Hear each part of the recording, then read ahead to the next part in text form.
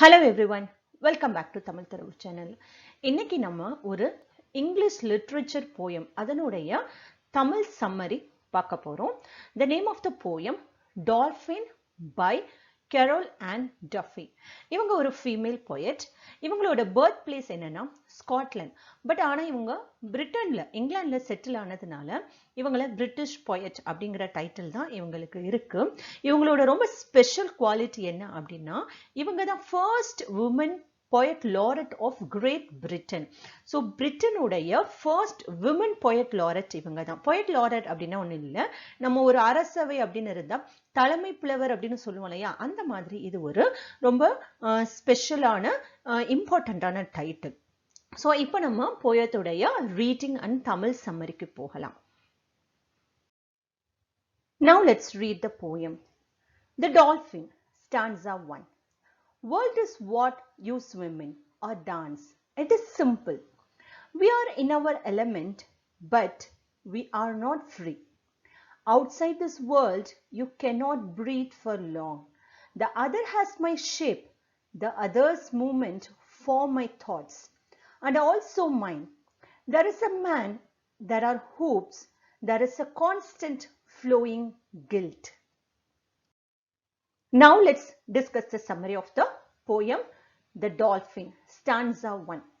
So இந்த poem எப்படி எழுதப்பட்டிருக்கு அப்படின்னா மோனோலாக் அப்படிங்கிறத இந்த வேர்டை யூஸ் பண்ணுவாங்க. மோனோலாக் அப்படின்னா தன்னுடைய லைஃப்பை பற்றி இல்லை தானே வந்து பேசுறது, ஒரு புலம்பல் அப்படின்னு கூட சொல்லலாம். ஸோ தானே பேசுறது. ஸோ இந்த போயத்துடைய ஸ்பீக்கர் யார் அப்படின்னா டால்ஃபின்.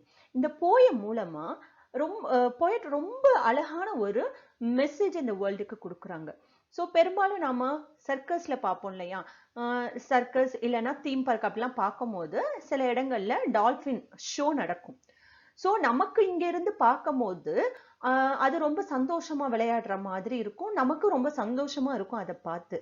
ஆனா இத அந்த உயிரினத்துடைய மனசு அளவுல இருந்து போயிட்டு வந்து பேசியிருக்காங்க. எப்படின்னா, நாங்க சந்தோஷமா விளையாடுற மாதிரி தான் இருக்கு, ஆனா நாங்க நிஜமாவே சந்தோஷமா இல்லை, நாங்க எங்களுடைய நிஜமான உலகத்துல இல்லை, எங்களை சிறைப்படுத்தி வச்சிருக்காங்க, எங்களுடைய சுதந்திரம் பறிக்கப்பட்டிருக்கு அப்படிங்கிறத தான் இந்த போயம் மூலமா போயட் சொல்ல வர்றாங்க. ஸோ இப்போ லைன் பை லைன் டிஸ்கஷன் போகலாம். த ஃபர்ஸ்ட் லைன் பாருங்க, world is what you swim in or dance, it is simple. இந்த வேர்ல்டுனா என்ன, அது ரொம்ப ஒரு சிம்பிளான விஷயம். எது, உங்களுடைய உலகத்துல உங்களுக்கு பிடிச்ச மாதிரி சந்தோஷமா நீந்தணும், சந்தோஷமா டான்ஸ் ஆடணும். ஸோ ஃபிஷ் எல்லாம் என்ன பண்ணுவோம் அப்படின்னா ஸ்விம் பண்ணும் இல்லையா, நீந்தணும், அதுதானே உங்க உலகம்.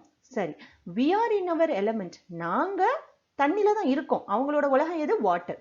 we are in our element, நாங்க வாட்டர்ல தான் இருக்கோம்.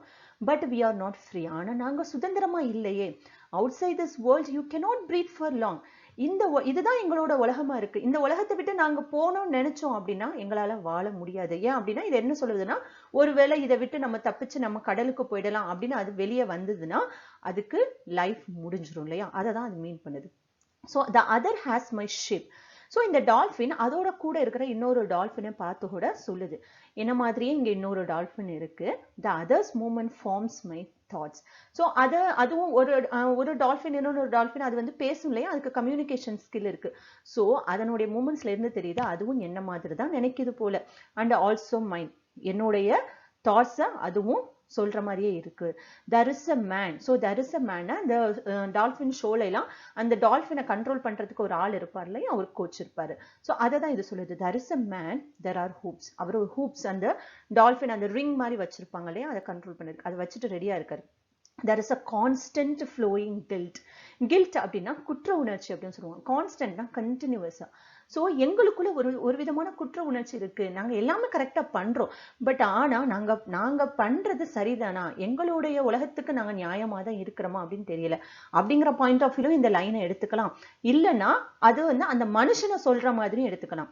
எனக்கு என்னவோ அவர் வந்து நின்றுட்டு இருக்கும் போது அவர் ஒரு கில்ட்டியா ஃபீல் பண்ற மாதிரி எனக்கு தோணுது அப்படிங்கிற மாதிரி இந்த அர்த்தத்தை நம்ம எடுத்துக்கலாம். ஸோ போயம் அப்படின்னு பார்க்கும்போது depends upon the person individual opinion தான். Okay, so the first stanza of the poem, இதனோட எக்ஸ்பிளனேஷன் இதுதான். ஸோ நெக்ஸ்ட் வீடியோல stanza 2 summary of the poem Dolphin பார்க்கலாம். Till I meet you in the next video, take care.